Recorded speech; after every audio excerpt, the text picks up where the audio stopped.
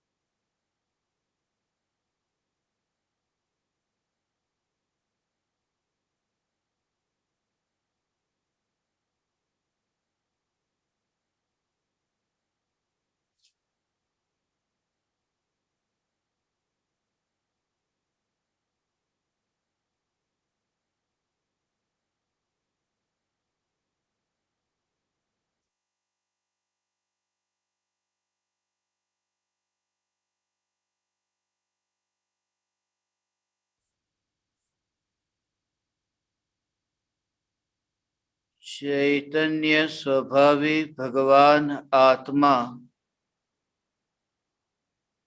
अनादि अनंत शुद्ध चैतन्य मात्र है। ज्ञान मात्र है। मैं शुद्ध चैतन्य मात्र, ज्ञान मात्र, भगवान आत्मा हूँ। प्रति समय यह जागृति बनी रहे। इस जागृति का नाम धर्म है।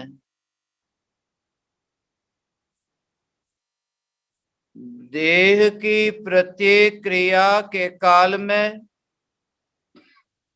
और विकल्पों के बहते प्रवाह के काल में ज्ञानी को प्रति समय यह जागृति रहते है कि मैं चैतन्य तत्व इस देह की किसी भी क्रिया में और विकल्पों के बहते प्रवाह में कहीं भी मिला नहीं हूं। ऐसा शुद्ध चैतन्य तत्व मैं हूं। प्रति समय स्वयं की शुद्ध चैतन्य सत्ता का बोध आत्म जागृति ही धर्म है। चैतन्य तत्व की स्व संवेदन प्रत्यक्ष निर्विकल्प अनुभूति होते ही देह होने पर भी देहातीत दशा प्रकट होती है। इतना ही नहीं, विकल्प होने पर भी विकल्पातीत दशा प्रकट होती है। चैतन्य तत्व की निर्विकल्प अनुभूति होते ही आत्मा में अतीन्द्रिय आनंद का सागर उछलता है। फिर भी ज्ञानी की दृष्टि उस अतीन्द्रिय आनंद के सागर की ओर भी नहीं जाती और दृष्टि चैतन्य तत्व पर ही टिकी रहती है। यह चैतन्य तत्व ही मैं हूं। चैतन्य तत्व की निर्विकल्प अनुभूति होते ही ज्ञान दीपक प्रज्वलित होता है। ज्ञान दीपक प्रज्वलित होते ही ऐसी यथार्थ श्रद्धा होती है कि मैं त्रिकाल प्रज्वलित ज्ञान दीपक हूं।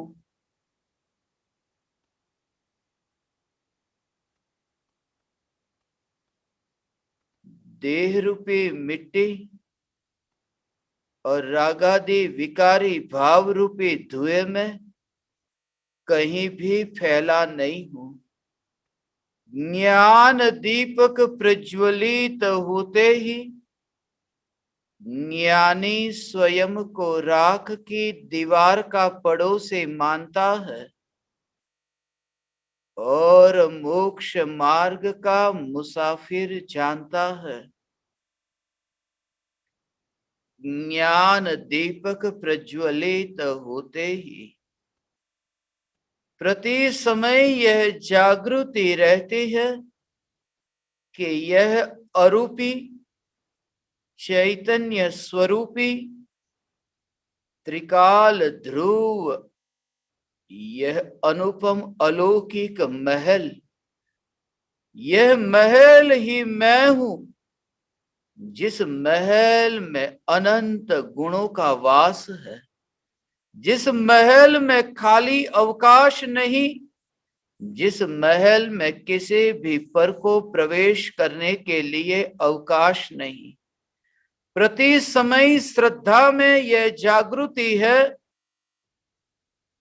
कि यह पड़ोस में बनी राख की दीवार, इस राख की दीवार के प्रति प्रीति का भाव यही नई राख की दीवार के निर्माण का मुख्य कारण है। वर्तमान में देह होने पर भी देहातीत होने की कला भेद विज्ञान के बल से गायब हो जाने की कला, यहां से पार हो जाने की कला, सात राजू की यात्रा तो जब होगी तब होगी, मध्य लोक से लोकाग्र शिखर पर विराजमान होने की यात्रा तो जब होगी तब होगी। वेद विज्ञान से चैतन्य तत्व विचार से वह दशा प्रकट होती है कि एक समय में देह रूपी सिद्ध शिला से स्वयं को अछूता अनुभव करता है। यह अछूता त्रिकाल ध्रुव परमात्मा ही मैं हूं, देह को धारण किया, मगर वह भी ध्यान जब देह की ओर गया तब पता चला परिणति ऐसी निर्मल हो कि ये राख की दीवार से मेरी कोई पहचान नहीं। इसलिए मैं कहता हूं कि दर्पण के सामने देखने पर तुम्हारे ज्ञान में ऐसा प्रतिबिंबित हो कि ये जो दर्पण में प्रतिबिंबित हो रहा है ये कौन है, मैं नहीं पहचानता। इतना अनजान देह हो जाए कि दर्पण में देह का प्रतिबिंबित पड़े, ये प्रतिबिंबित होने पर भी तुम्हें यह जागृति रहे कि ज्ञान का विस्तार उस विकल्प में नहीं जिस विकल्प में ये दर्पण को जानू, दर्पण में प्रतिबिंबित होते पदार्थ को जानू। ऐसे जो विकल्प है उन विकल्पों से तुम ज्ञान को स्वतंत्र देखते हो। ऐसा भेद विज्ञान कि दर्पण में देह तो प्रतिबिंबित होता है मगर सामने ऐसे देखे तो देखता है कि वहां मैं नहीं। वह झूर भी ऐसा होगा चैतन्य कि ऐसी निर्विकल्प अनुभूति, ज्ञान से ज्ञान का अनुभव, जहां से पकड़ा है वहीं से ही रस चखा है, वहीं पर ही निर्विकल्प अनुभूति को उपलब्ध हुआ है। हाथ से लड्डू को पकड़ना और जीभ पर रखकर लड्डू को चखना, ये दोनों माध्यम अलग अलग हो गए। हाथ से तो पकड़ना हुआ और जीभ से चखना हुआ, नाक से सूंघना हुआ, आंख से देखना हुआ और कान से ये सुनना हुआ कि लड्डू बहुत अच्छा बना है। मगर ये जो भोग भोगा जाता है, यहां माध्यम बहुत है।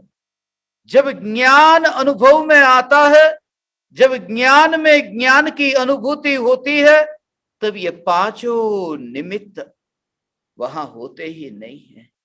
इसलिए उस दशा को देहातीत दशा कहा। वहां तो ज्ञान में ज्ञान की अनुभूति, शुद्ध ज्ञान में शुद्ध ज्ञान की अनुभूति। याद रहे, शुद्ध में शुद्ध की अनुभूति हो सकती है, शुद्ध में अशुद्ध की अनुभूति नहीं हो सकती। ये जो राग और द्वेष के विकारी भाव, जिसे तुम अनुभव कर ही नहीं सकते, इसलिए उसे अनुभव नहीं कर सकते क्योंकि उसके साथ तुम तन्मय नहीं हो सकते। इसलिए प्रति समय ये जागृति की जो भी विकार के भाव उत्पन्न होते हैं, उन विकार के भावों की स्पर्शना के बिना, उन विकारी भावों में फैले बिना, ये जो मुझे अनुभव में आ रहा है, यह ज्ञान अनुभव में आ रहा है, फिर वह पकड़ न रहेगी। क्योंकि जब तुमने ज्ञान के अनुभव पर जोर दिया है, जब तुमने महल में ही अपना वास देखा है, फिर जग में क्या होता है उससे तुम्हें क्या लेना देना। फिर दुनिया के किस देश में परमाणु बम का विस्फोट हुआ, उससे तुम्हें क्या लेना देना। ऐसी सहज निर्विकल्प दशा, कहां विस्फोट हुआ उससे क्या लेना देना। जिनके जो उदय है वहां पर वो मरे हैं, वहां पर वो जन्मते हैं, वहां पर वो मरते हैं, उनसे तुम्हें क्या लेना देना। जब तुम्हें पता चले कि तुम महल के बाहर जाने ही वाले नहीं हो, तब महल के बाहर होने वाली जितनी भी क्रिया है, जितनी भी घटनाएं हैं, उन घटनाओं में तुम्हारा उपयोग भटकता सहज ही बंद हो जाएगा। और जब मैं ये कहता हूं कि परदेश में जन्म लेने वाले और मरने वाले, उसका भाव है कि चैतन्य महल के पड़ोस में, ये परदेश में बनी राख की दीवार में निरंतर होते परिणमन में, ये निरंतर होते परिणमन में तुम्हें ये परदेश में होते परमाणु बम के विस्फोट की भांति ये देह के परमाणुओं में परिवर्तन दिखे। तुम ये अभ्यास करोगे तो तुम उस दशा को उपलब्ध हो सकोगे। तुम्हें खालीपन न लगेगा, तुम्हें एक समय के लिए ऐसा एहसास न होगा कि कुछ बदल रहा है। एक समय के लिए भी तुम्हें परिवर्तन दृष्टि में नहीं आएगा। सारा जग ज्ञान में जानने में तो आएगा, मगर वो जो दृष्टि है ना, उस दृष्टि में जो श्रद्धान में जो स्थापित हुआ है, वह नहीं बदलेगा। उसका रहस्य है, उसका राज है। नए नए दृश्य भी बदलते हैं और दृश्य को जानने वाला ज्ञान भी बदलता है, मगर श्रद्धा में जैसे निश्चिंतता रहती है, ऐसे ही जैसे तुम आंखों से वस्तु को देखते हो, नए नए पदार्थ को जैसे तुम देखते हो, चेहरा घूमता है, आंखें नए नए पदार्थ को देखती है। पदार्थ भी नए नए हैं, पदार्थ में भी नयापन है, पदार्थ में भी पलटना हुआ, एक से दूसरा, दूसरे से तीसरा। और तुम्हारी आंख में भी पलटना हुआ, तुम्हारी आंख भी घूमी है एक जगह से दूसरी जगह पर, मगर कभी तुम्हें ऐसा लगता है कि कुछ पलटना हो रहा है। देखने की क्रिया के काल में, फिल्म के पर्दे पर जैसे तुम दृश्य को देखते हो और आंखें बदलती, तुम बाई दिशा से दाई दिशा में ऐसे देखोगे तो भी तुम्हें ऐसा नहीं लगेगा कि कुछ बदला। तुम जैसे स्वयं को अनुभव करते हो ना कि मैं मनुष्य हूं, मनुष्यपना मिटा नहीं, मैं मनुष्य हूं। देह बदलता है, मगर मनुष्य हूं ये मान्यता थोड़ी बदली। ज्ञान का जो परिणमन होता है, उस परिणमन में ज्ञानी को यह जागृति रहती है कि मैं चैतन्य सत्ता मात्र हूं। और वह जागृति ऐसी निश्चल होती है, वह जागृति ऐसी निस्तरंग होती है, उस जागृति में ऐसी सहजता होती है कि सोचना भी नहीं पड़ता कि मैं एक हूं। नया नया रूप बदलता है मगर स्वरूप नहीं बदलता। ये स्वरूप की जागृति, यह जागृति परम धर्म है। इसलिए देह की और जोर नहीं, और ये अभ्यास है। ये मेरे बोलने से तुम्हें अनुभूति हो या न हो, मगर ये बोलने से ये देह की पकड़ को मैं दूर से देखता हूं कि अरे ये परमाणु एक दूसरे के साथ में बंधे हुए हैं, मगर यात्रा तो अपनी अपनी करते हैं। जब मेरा होठ हिलता है मगर ये हाथ नहीं हिलता, जब मेरी जीभ हिलती है मगर मेरा कान नहीं हिलता, जब मैं ये दृश्य कैमरे के सामने देखता हूं, जब मैं ये दृश्य दर्पण के सामने देखता हूं, तब मुझे वह दिखाई देता। तुम इस बात को तो जानते हो, जिसकी जैसी गति कौन रोक सकता है। एक ही परिवार में पैदा हुए रावण पहुंच जाता है नरक में, और रावण का पुत्र प्रद्युम्न कुमार पहुंच जाते हैं मोक्ष। ये गति, ये स्वतंत्र गति, एक घर में रहने वाले, मगर कहां कहां परिणमन होता है। मैं ऐसे ही देखता हूं जब हाथ के परमाणु को और ये जीभ होठ तालू के परमाणु को, कि ये जीभ तो हिलती है मगर हाथ क्यों नहीं हिलता, ये जीभ तो हिलती है मगर कान क्यों नहीं हिलता। मगर इन परमाणु को मैं एक परिवार में रहने वाले ये अनंत परमाणु के रूप में देखता हूं। ये भी एक परिवार है। परिवार में जैसे कोई अलग अलग जगह से एक स्थान पर इकट्ठा हुआ हो, ऐसे ये परमाणु अलग अलग स्थान से इकट्ठे हुए हैं। कुछ परमाणु चावल में से, कुछ परमाणु गेहूं में से, कुछ परमाणु सब्जी में से, कुछ परमाणु दाल में से, कुछ परमाणु मिष्ठान से, कुछ परमाणु पकवान से। मगर ये परमाणु अलग अलग जगह से ये यहां पर इकट्ठे हुए हैं, और फिर जाएंगे कुछ परमाणु विस्ता के रूप में, कुछ मूत्र के रूप में, कुछ पसीने के रूप में, और कुछ हवा के रूप में। मगर ऐसा जो परिणमन में देखता हूं, और परिणमन में अपने को अपरिणमित देखता हूं, इसलिए मैं निश्चिंत हूं। हे ज्ञान दीपक, ये निश्चिंतता तुम्हें प्रकट हो सकती है। तुम देहातीत स्वयं को ऐसे अनुभव कर सकते हो। फिर कोई पड़ोसी नहीं। पड़ोसी तो तब पता चलता है जब खिड़की खोल करके देखो कि पड़ोस में कौन है। जब खिड़की ही न खुलती हो तब पड़ोसी का विकल्प कैसा।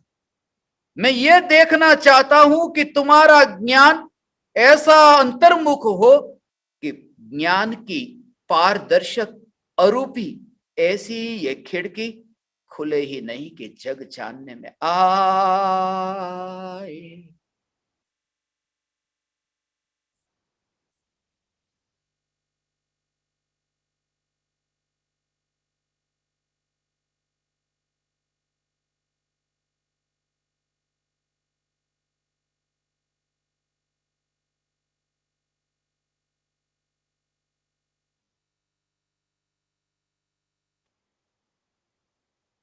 न्यायक न्यायक न्यायक न्यायक न्यायक,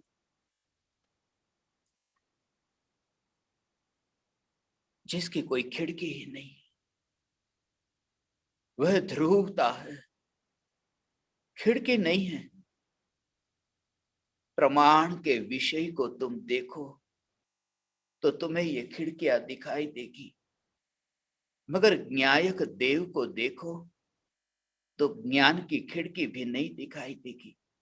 इसलिए ज्ञान की खिड़की नहीं दिखाई देगी क्योंकि वहां भेद का विकल्प नहीं होता। यदि हलवे को तुम चखो तो तुम बादाम को नहीं चख सकोगे। भले ही बादाम उस हलवे में है, मगर जैसे ही तुमने बादाम को चखा कि हलवे का रस मिट गया, वहां हलवे में बादाम है ही नहीं। मेरे कहने का अर्थ यह है कि यह बादाम ऐसा भेद का विकल्प खड़ा नहीं होता। न्यायक देव में ज्ञान की खिड़की का विकल्प नहीं होता। यहां तो सर्वांग चैतन्य चैतन्य चैतन्य ऐसे अनंत गुणों का अभेद मेला है, अखंड घनपिंड है। इसलिए तो ये एकता कभी खंडित नहीं होती। इसलिए तो क्षयोपशम ज्ञान खंड खंड रूप है। इसलिए क्षयोपशम ज्ञान में धारावाही रूप से जो निरंतर प्रवाह बहना हो वह नहीं बहता।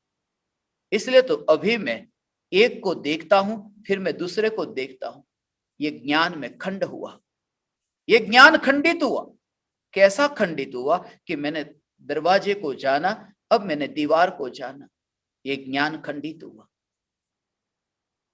ये पर्याय से खंडित हुआ। मगर पर्याय तो पलटती है ना, पलटती पर्याय मात्र से ज्ञान खंडित कैसे हो गए? सिर्फ पर्याय के पलटने से ज्ञान खंडित नहीं होता। पर्याय जो पलटती है, उस पलटती पर्याय में पर्याय के कारण स्वयं को भेद रूप अनुभव करने से ज्ञान खंडित होता है। केवली भगवान को भी ज्ञान की, केवल ज्ञान की पर्याय पलटती है, मगर केवली भगवान की ज्ञान की पर्याय पलटती होने पर भी भेद नहीं दिखता पर्याय के परिणमन के कारण। हे ज्ञान दीपक, तुम्हें ऐसा ऐसा ऐसा ऐसा अंतर में दृढ़ निश्चय हो, ऐसा निश्चय हो कि बाहर का कार्य होता है, होते कार्य में भी भीतर में यह प्रतीति, इस प्रतीति का नाम सम्यक दर्शन है। ज्ञान की एक एक समय की पर्याय का परिणमन होता हो, मगर ज्ञानी को सोचना नहीं पड़ता। 1 रुपये का व्यवहार यदि तुम किसी के साथ करते हो, लेन देन करते हो, कोई बड़ा करोड़पति हो, 1 रुपया देता है, 1 रुपया लेता है, मगर उसे सोचना नहीं पड़ता कि मैं 1 रुपये का मालिक नहीं हूं, मैं करोड़ों का मालिक हूं। यह सोचना नहीं पड़ता। मैं तुम्हें यह कहता हूं कि श्रद्धा का अर्थ यह है कि जिसमें तुम्हें सोचना न पड़े। इसलिए तो ज्ञानी को करवट भी बदलना होता है, मगर न्यायक राग में नहीं बदला।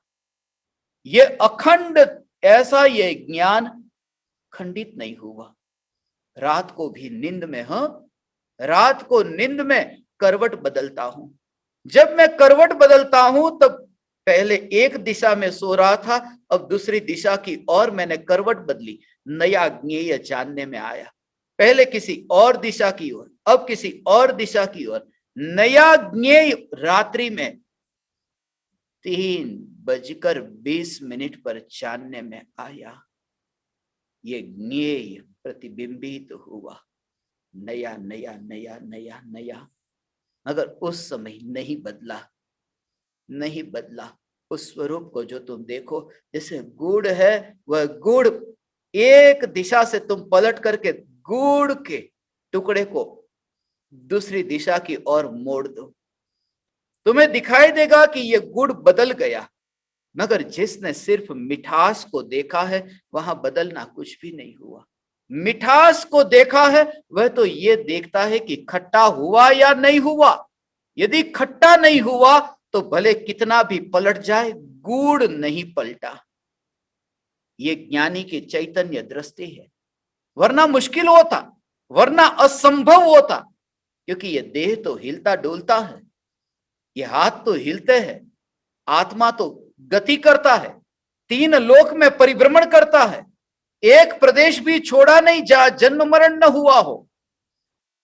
मगर एक समय भी ऐसा न आया जिस समय उसने अपने स्वभाव को छोड़ा हो। ये स्वभाव, ये चैतन्य स्वभाव। हे ज्ञान दीपक, मैं चैतन्य महल हूं और वर्तमान में ये मांस के ढेर के पड़ोस में हूं। मैंने कभी भी किसी भी कसाई की दुकान में दर्पण नहीं देखा। नाई की दुकान में बहुत बार देखा, क्योंकि शोभा नहीं देता मांस के ऊपर दर्पण। ये विचार मुझे बहुत बार आता, मांस पर जैसे दर्पण शोभा नहीं देता, तो ये तो चैतन्य दर्पण है जिसमें जगत के ज्ञेय प्रतिबिंबित होते हैं। और ये ज्ञान दर्पण मांस के ही ढेर में। इतना ही नहीं, मैं चैतन्य दर्पण और स्वयं को ही मैं मान लूं कि मैं मांस। कसाई भी इतना शराब पी करके मदमस्त बेहोश तन्मय नहीं हो जाता। कसाई के पास भी दर्पण हो और कसाई के पास मांस का ढेर हो। कभी कसाई को अपना चेहरा देखना हो, वह मांस की ओर नहीं देखेगा, वह दर्पण की ओर देखेगा। मांसाहारी, मांस खाने वाला, बेचने वाला भी इतना तो समझदार है कि मांस को देखने पर वहां चेहरा नहीं दिखता, दर्पण में देखते हैं। मगर गली गली में ऐसे रंगीले गिले कि जो ये चमड़ा, ये आंख, ये कान, ये इंद्रियों से जानता हूं ऐसा मानते हैं, ये चमड़े को देखते हैं। और ज्ञानी है दर्पण में देखते हैं। इसलिए अपने रूप को देखने के लिए दर्पण में देखो, ज्ञान दर्पण में देखो। ये ज्ञान दर्पण में देखोगे, फिर तुम दिगंबर हुए। ये दिगंबर हुए। कुछ वर्षों, कुछ महीने, कुछ दिन का ही ये फासला। इसलिए ये गजपंथा की भूमि, ये 8 करोड़ मुनिराजों की निर्वाण भूमि, हे ज्ञान दीपक मुझे याद दिलाती है, 8 बरस का बच्चा सम्यक दर्शन पा सकता है, तो तुम क्यों नहीं। मैं 7 वर्ष की उम्र में यदि स्मशान में जा सकता हूं, स्कूल से छूट करके घर पर गए बिना अर्थी के साथ में पीछे पीछे पीछे पीछे घूमता घूमता जा सकता हूं। यही तो मेरे पूर्व जन्मों की कहानी है। इसलिए तो मैं कहता हूं कि मैं मुसाफिर हूं मोक्ष मार्ग का, मैं मेहमान हूं संसार का, और मैं तुम्हें पुकारने आया हूं तुम्हारे प्रति इस वात्सल्य भाव से। और ये वात्सल्य भाव भी बस ऐसे ही समझो जैसे अंतिम भोजन पका हो। पकाया गया भोजन जैसे बर्तन में रखा हो, खाना था खा लिया, अब थोड़ा बहुत ऐसा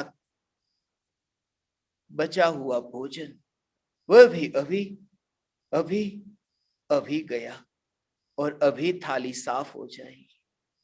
बुद्ध अपने भिक्षुकों से कहते थे, यदि भोजन हो गया हो तो थाली साफ कर देना, धो लेना। और ये थाली रात्रि में भी गंदी हो जाती है, सुबह भोजन करो, नाश्ता करो, थाली धो लेना। ये हमारा चित्त दिन भर तो गंदा होता है, रात्रि में भी गंदा होता है। थाली को धो लो। और तुम्हारे प्रति जो ये राग का भाव है, उस भाव को मैं देखता हूं। ये थाली में थोड़ी बहुत अब धूल बची है, ये थाली में थोड़ा बहुत अब ये भोजन बचा है, अब थाली निर्मल होने वाली है। परमात्मा के मंदिर में थाली लेकर पूजा करने बहुत बार गए, मगर सिद्ध शिला के ऊपर ये स्वच्छ थाली का गमन होगा, ये चैतन्य थाली में देखता हूं। हे ज्ञान दीपक, ये अष्ट द्रव्य वाली नहीं, ये चैतन्य द्रव्य वाली, ये एक द्रव्य वाली 8 करोड़ मुनिराजों की निर्वाण भूमि, मगर उस भूमि पर मैं अपने को एक रूप देखता हूं। और जब मैं कहूं कि मैं अपने को एक रूप देखता हूं, मैं तुम्हें उस दशा में ले जाना चाहता हूं कि तुम भी चलो, यात्रा करो, तुम भी चलो। बहुत मिलेंगे तुम्हें बाहर के भोगों के निमित्त, धन खर्च करके वासना के साधन बहुत मिल जाते हैं, मगर नहीं मिलता चैतन्य उपवन में वास, वह पुरुषार्थ से मिलता है। विरले को मिलता है, समोसरण में जाकर के कोरा रह जाता है, मक्का जाकर के भी नमाज के बिना वापिस लौट जाता है, गंगा जाता है और गंगा स्नान किए बिना ही वापिस लौट जाता है।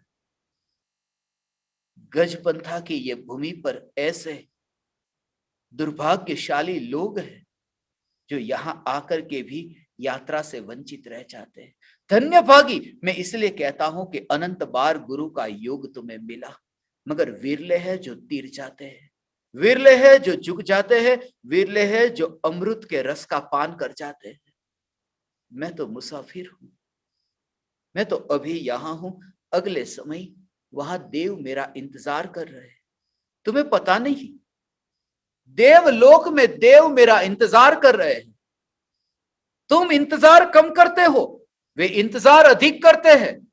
उन्हें तो अवधि ज्ञान है, तुम्हें तो कुछ भी पता नहीं मैं तुम्हें कितने बजे मिलूंगा। और इस रहस्य को तुम तब समझ पाओगे जब मैं तुम्हें परम कृपालु देव के कुछ वचनामृत के पत्र को बताऊंगा। ये रहस्य है। मैं इसलिए तुमसे कहता हूं, ये राख की दीवार बनी ही और ये बिखरी,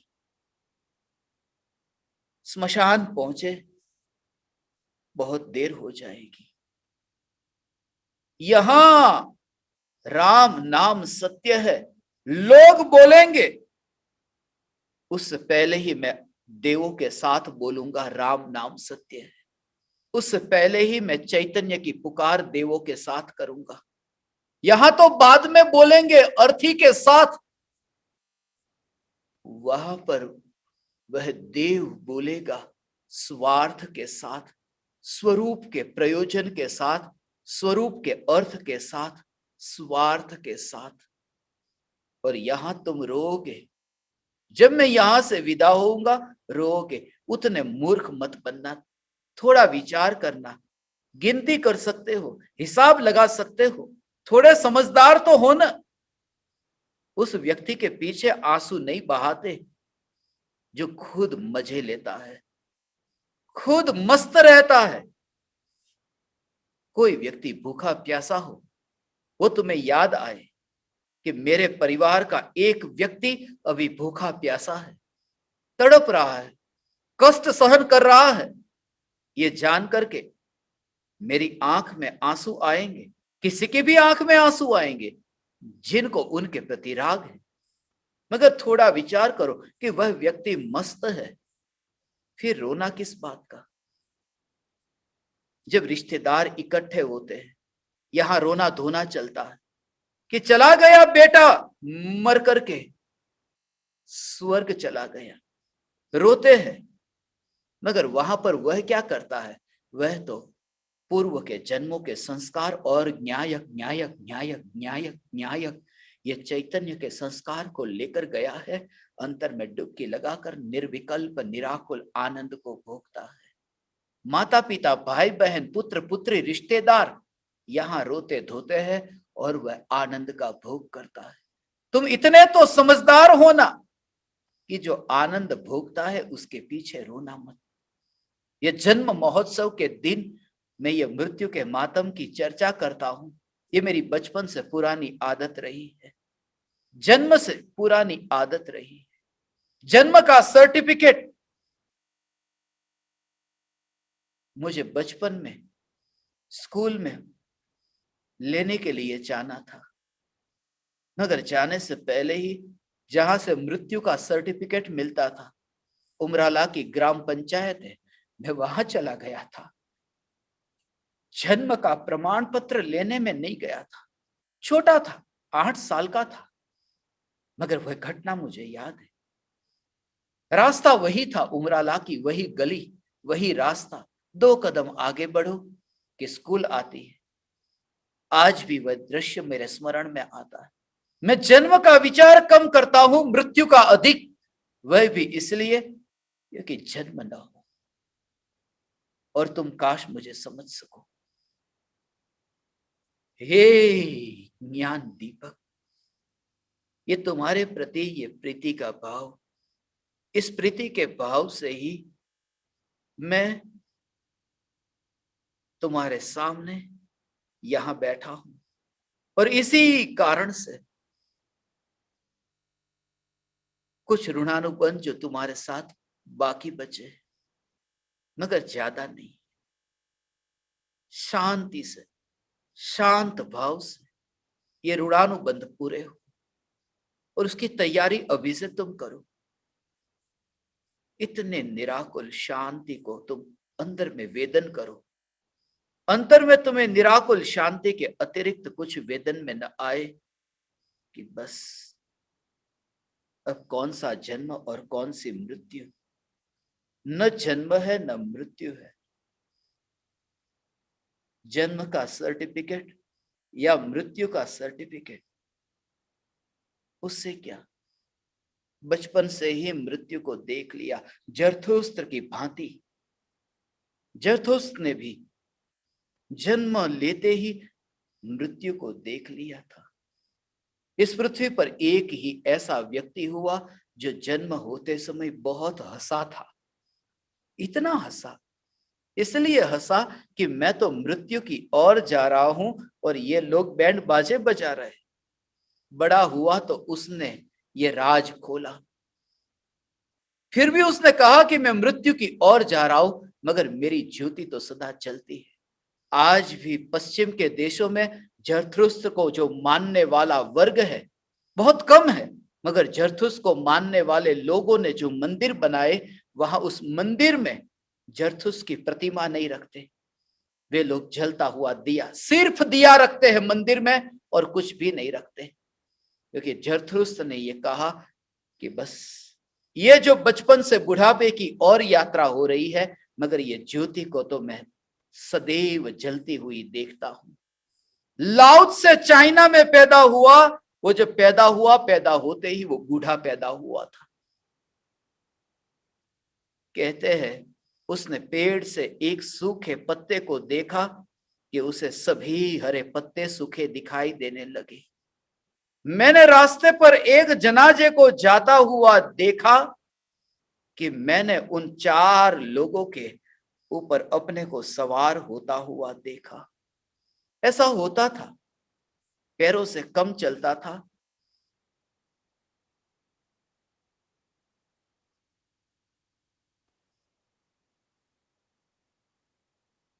बचपन में ऐसा ही होता है। माँ उठा उठा कर ले जाती है, नीचे कम चलता था, माँ उठा कर ले जाती है, गोद में ऐसी उठाती है, उठाकर बिठाती है, ले जाती है। मुझे दोनों में अंतर नहीं दिखाई दिया।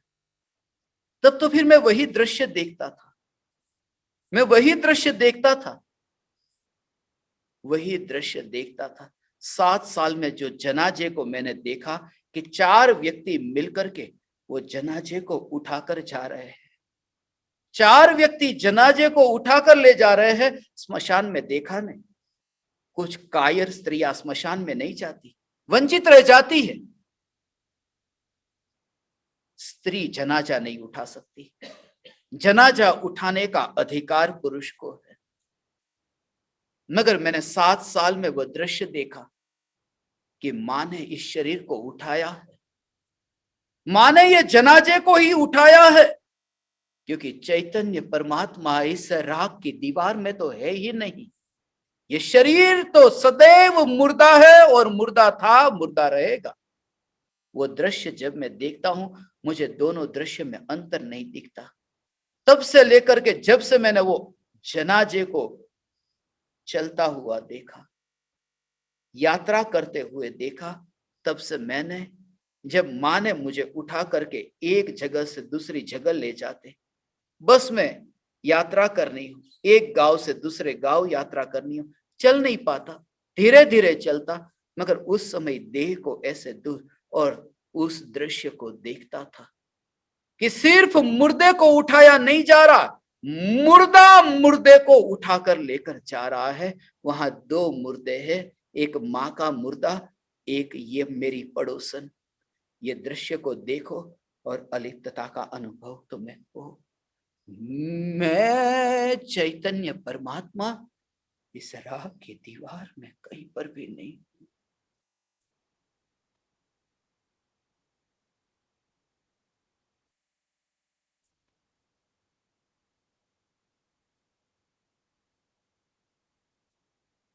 हे ज्ञान दीपक, ये चंद लम्हों का ये सफर है। 8:23 अगेन। ये चंद लम्हों का ये सफर है। तुम्हारे प्रति ये राग के भाव के कारण ही इस पृथ्वी से अलविदा होने से पहले मैंने तुम्हें बहुत सी भेंट देना चाहा। ये वात्सल्य के कारण कल मैं तुम्हें एक अनमोल भेंट दूंगा। कल का दिन है गुरु पूर्णिमा का दिन। मैंने ज्ञान दीपकों के लिए जो भावना भाई थी, पिछले 3 वर्षों से मेरी ये भावना थी, कल सुबह पूर्ण होगी। 3 बरस पहले 25/7/2018 के दिन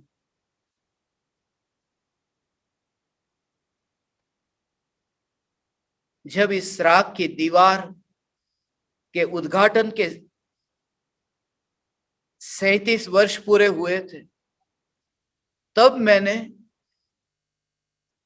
परम कृपालु देव रचित आत्मसिद्धि शास्त्र का हिंदी में पद्यानुवाद किया था।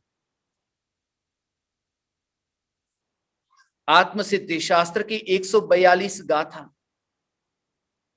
मिशन तो था अपना 142 देशों की 415 भाषाओं में अनुवाद करना, मगर पद्यानुवाद जो ज्ञान दीपक पाठ करते हैं आत्मसिद्धि शास्त्र का,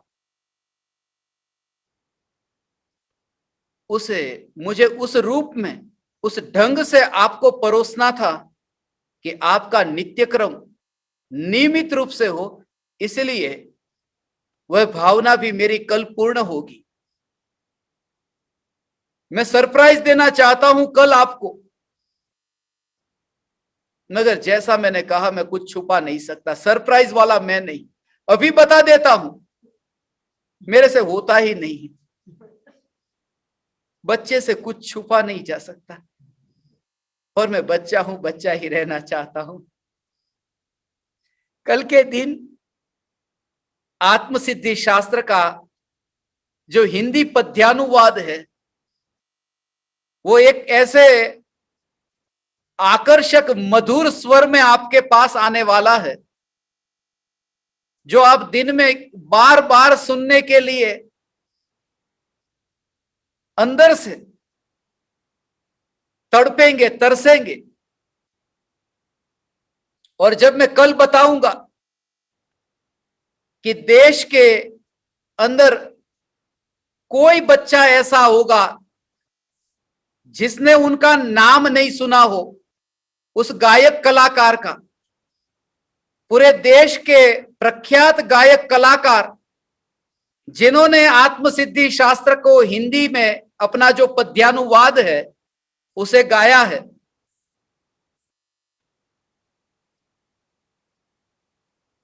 कल उसका सुबह के समय गुरु पूर्णिमा के दिन परम कृपालु देव को ये हिंदी पद्यानुवाद 1 घंटा 1 मिनट और 42 सेकंड का ये ऑडियो YouTube पर आपको मिलेगा। और अब से हिंदी भाषा में ज्यादा सुनने वाले थे, अपने ज्ञान दीपक भी हिंदी भाषी अधिक थे, इसलिए मुझे ये भाव आया और कैसे ही रचना हो गई। उस समय मैंने लिखा था 81 से 18 का सफर, 81 से 18 का सफर, 1981 से लेकर के 2018 में जब ये रचना पूर्ण हुई थी, बार बार आत्मसिद्धि शास्त्र का पाठ करेंगे। और भी सरप्राइज है,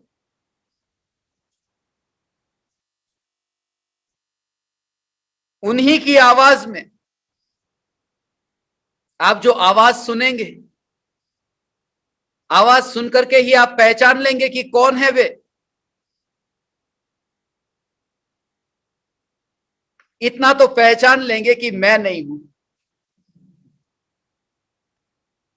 मगर वो जो रचना कल गुरु पूर्णिमा के दिन और रचना है, राख की दीवार का पड़ोसी, उसको भी इतने मधुर स्वर में गाया है। सिर्फ गाया ही नहीं है, उसकी कमेंट्री भी, जो नीचे उसका विवेचन है चौपाई के नीचे, वो विवेचन के साथ में वह भी आपको जाते जाते देना चाहता हूं। ये भेंट ऐसी है, हजारों वर्षों तक ये रहेगी, ये कभी पुरानी नहीं होगी, ये पुरानी नहीं होगी। राजा रानी की कहानी पुरानी हो सकती है। एक बड़ा राजा था, वो मर गया, उसके बाद कोई दूसरा बड़ा राजा हुआ कि पुरानी बात खत्म हो गई। कहानियां बदल जाती है, कहानियां भूली जा सकती है, तथ्य भूले जा सकते हैं, सत्य नहीं भूला जा सकता। ये चैतन्य सत्य से, ये राम नाम सत्य से और सत्य होगा क्या। इसलिए समय सार हजारों वर्षों के बाद कभी पुराना नहीं होगा। जो प्रमत्त नहीं है, जो अप्रमत्त नहीं है, वह ज्ञायक देव है, वो कभी पुराना नहीं होगा। वो तो अनंत काल के बाद वही रहेगा कि जो प्रमत्त नहीं है, अप्रमत्त नहीं है, बस वही न्यायक देव है, न्यायक भाव है। ऐसे ही परम कृपालु देव की यह अनमोल रचना, यह आत्मसिद्धि शास्त्र, ये कभी पुराना नहीं होगा। राख की दीवार का पड़ोसी, ये रचना, ये कभी पुरानी नहीं होगी। 25/7/2021 के दिन राख की दीवार का पड़ोसी का लॉन्च करने का भाव है, और कल सुबह उस अवसर को मत गवाना। आत्मसिद्धि शास्त्र, संजोग की बात है, गुरु पूर्णिमा का दिन है, आत्मसिद्धि शास्त्र के उद्घाटन का दिन है, और चैतन्य तत्व को सदाकाल याद रखने का दिन है। 24/7, 24 तारीख 7वां महीना, सदाकाल चैतन्य को याद रखने का यह दिन। प्रयोजन यह है कि इस शिविर के माध्यम से चैतन्य तत्व की निर्विकल्प अनुभूति से तुम स्वयं को ऐसा अनुभव करो कि तुम्हें आत्मसिद्धि हो। तुम स्वयं को राख की दीवार का पड़ोसी स्वयं को देखो। पाठ करना, सुनना, पढ़ना, मगर संतुष्ट मत होना, शास्त्रों से संतुष्ट मत होना। मैं बुद्धि से संतुष्ट नहीं होता हूं, मैं बुद्धि को बुद्ध की खोज करने की सेवा में लगा देता हूं कि कर तू खोज। और बुद्धि जब थक जाती है, तब पता चलता है कि मैं स्वयं ही बुद्ध हूं, जिसे खोजने के लिए जाना ही नहीं था। बुद्धि गिर जाती है। इसलिए ज्ञानी जब बोलते हैं ना, तुम्हें लगेगा कि उनके पास कितने शास्त्रों का, कितनी पुस्तकों का ज्ञान है, लाखों किताबें जिन्होंने पढ़ी है, वो कैसी बातें करते हैं। मगर उनको यदि तुम पूछो तो वो लाखों किताबें जो पढ़ी है वहां नहीं है। लाखों किताबों का भी जो ज्ञान है वह ज्ञान भी उनके पड़ोस में है। उस ज्ञान को भी उन्होंने उतार दिया वस्त्र की भांति, वरना निर्मल कैसे होंगे। ये गंगा स्नान जब होता है तब दिगंबर होता है। ये चैतन्य गंगा में, ये ज्ञान की गंगा में जब स्नान होता है तब निर्विकल्प होता है, विकल्प का वस्त्र उतर जाता है। ये भावना है। आज का यह दिन तुम्हारी साधना के लिए महत्वपूर्ण दिन है। देह से भेद विज्ञान करने का यह दिन है। चैतन्य महल, राख पड़ोसी।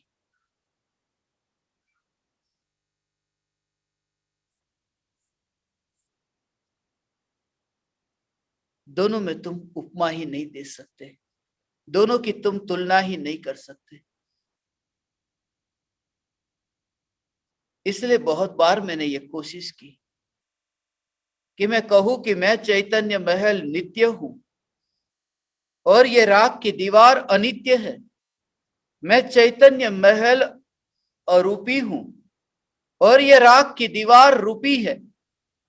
चैतन्य महल के निर्माता कोई नहीं, ये राख की दीवार की निर्माता है। मगर ये जब मैं कहता हूं तब भी मुझे जचता नहीं है,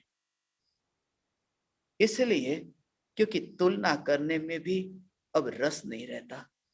तुम्हारी ऐसी दशा हो कि आत्मा और देह की तुलना से भी तुम एक बार ऐसे छूट जाओ कि एक चैतन्य के अतिरिक्त और कुछ भी नहीं, क्योंकि तुलना करके भी तुम उस विकल्प की खाई में गिरते हो। अभी जो मैं लड्डू खा रहा हूं वह लड्डू उस लड्डू से अलग है। ये विकल्प आया कि लड्डू का रस तुम्हें अब नहीं आएगा। इसलिए तो आत्मा की निर्विकल्प अनुभूति के काल में यह विकल्प ही नहीं होता कि मैं देह नहीं हूं। देह हूं यह विकल्प तो नहीं, देह नहीं हूं यह भी विकल्प नहीं। जहां देह मात्र का विकल्प नहीं, इसलिए क्योंकि जहां चैतन्य का ही विकल्प नहीं, चैतन्य का भी विकल्प नहीं, तो वहां देह का विकल्प कैसा। चैतन्य का विकल्प नहीं। इसलिए जो अंतर में जाता है, अंतर में डुबकी लगाता है, वह तो ज्ञान है, और विकल्प जो है वो विकल्प बाहर रह जाता है। असली जो है वो असली वह भीतर जाता है, बाकी सब बाहर रह जाता है। ऐसा स्वरूप है ये स्वरूप ऐसा है। हीरा है, तुमने कपड़े के ऊपर हीरे को रखा है, और जैसे ही तुम सागर में फेंको, कपड़ा ऊपर ही रह जाता है और हीरा भीतर चला जाता है। अलग हो जाते हैं। साथ में थे, अब तक तो साथ में रहे, मगर जब हीरा भीतर जाएगा तब वह कपड़ा, जिस कपड़े में हीरा बंधा दिखता था मगर बंधा नहीं था, अपने में ही था, स्वतंत्र था, वह कपड़ा ऊपर रह जाता है। वो कपड़ा ऊपर रह जाता है, हीरा भीतर में जाता है, सागर के उस शांत स्वरूप तक वहां गहराई में जाकर के छूता है। ये उपयोग ये हीरा है जो शांत चैतन्य सागर की गहराई में जाकर के वहां पर छूता है। और देह का कपड़ा, विकल्प का कपड़ा ऐसा होता है, विकल्प ऊपर ही रह जाता है, अर्थात मर जाता है। इसलिए कहते हैं निर्विकल्प अनुभूति जिस समय हुई उस समय विकल्प मरा और उपयोग अंदर गया, उपयोग न्यायक में स्थिर हुआ। इसलिए तो ज्ञानी के लिए यह दुविधा हो जाती है। अब जब भी विकल्प होगा तब वो बता नहीं पाएंगे कि आनंद कैसा, अनुभव कैसा, कैसे होता है ये अनुभव। इसलिए ज्ञानी ये नहीं बता सकते कि अनुभव कैसे होता है। ज्यादा से ज्यादा इतना बता सकते हैं कि मैं भटका था, वो उस समय में किन किन कारणों से भटका था। जब अंतर्मुख हुआ तब तो वहां वह है ही नहीं, जिसके माध्यम से, जिसका सहारा लेकर मैं तुम्हें कहूं, वह तो हाजिर ही नहीं था। जो हाजिर नहीं था वो गवाही कैसे देगा? जो विकल्प हाजिर नहीं है अनुभूति के काल में, वो क्या गवाही देगा कि आत्मा क्या है, आत्मा कैसा है? ये भेद विज्ञान की कला कहते तारणहार।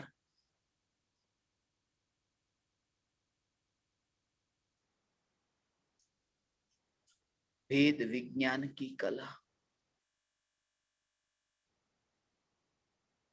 गजपंथा की इस पावन भूमि पर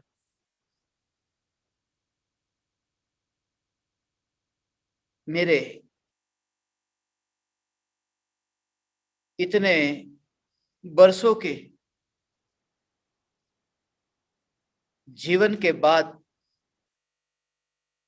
पहली बार मैं जन्मदिन के अवसर पर गजपंथा में हूं। जीवन में पहली बार 25 जुलाई के दिन मैं गजपंथा में हूं।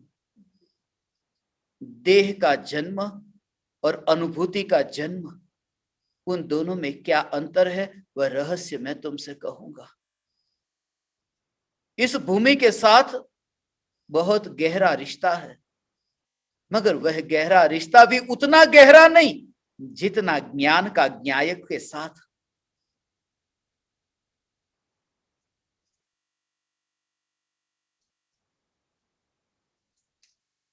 कुछ ज्ञान दीपकों के संदेश आए थे कि गजपंथा आना है। मुंबई वाले नजदीक रहते हैं और भी भारत देश से लोगों के इतने समाचार आए कि हम आते हैं, एक दिन आएंगे, 1 घंटा आएंगे, मेहरबानी करके मत आना, घर पर बैठे रहना, वरना जिस बस में, जिस ट्रेन में आओगे उसी ट्रेन में वापस जाना पड़ेगा। मैं एकांत की मस्ती में यहां रहना चाहता हूं, 1 घंटे के लिए तुमसे मिल लूंगा। मैं आनंद में हूं और जो आनंद में है उनके लिए तुम आंसू मत बहाना। हे ज्ञान दीपक, पहले तो भाव आया था 200 साधकों को, 200 ज्ञान दीपकों को, सभी को, प्रत्यक्ष परोक्ष को यहां लेकर के आओ।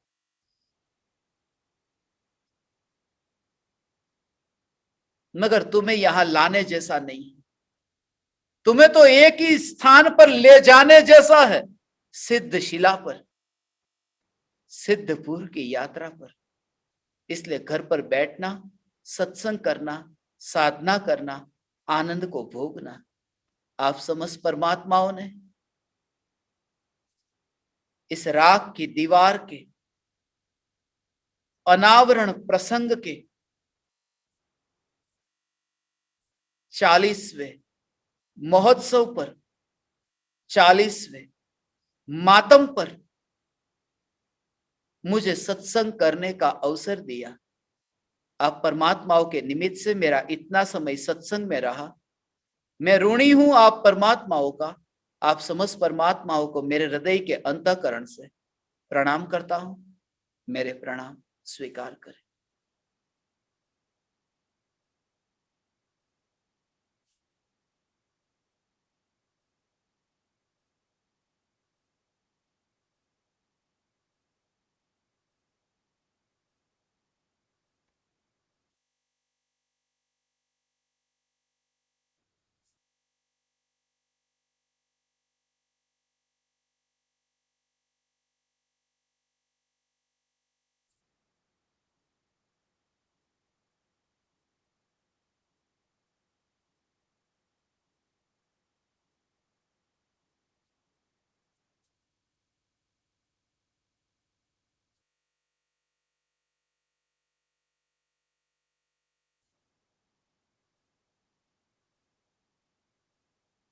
अहो अहो श्री सद्गुरु करुणा सिंधु अपार, इस पामर पर प्रभु किया आहो आहो उपकार, आहो आहो उपकार। देह सहित जिनकी दशा वरते देहातीत, उन ज्ञानी के चरण में हो वंदन अगणित, हो वंदन अगणित।